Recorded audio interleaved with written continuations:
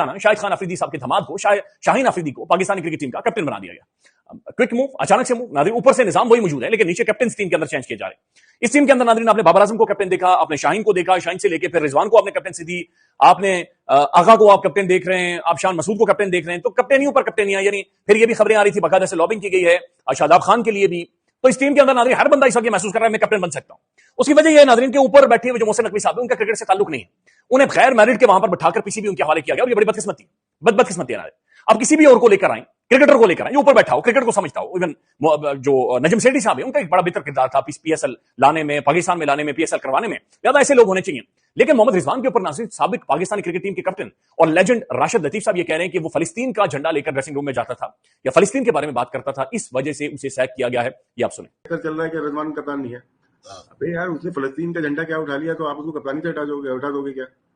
तो ये माइंडसेट आ गया कि इस्लामी कंट्री में गैर इस्लामी कप्तान आएगा।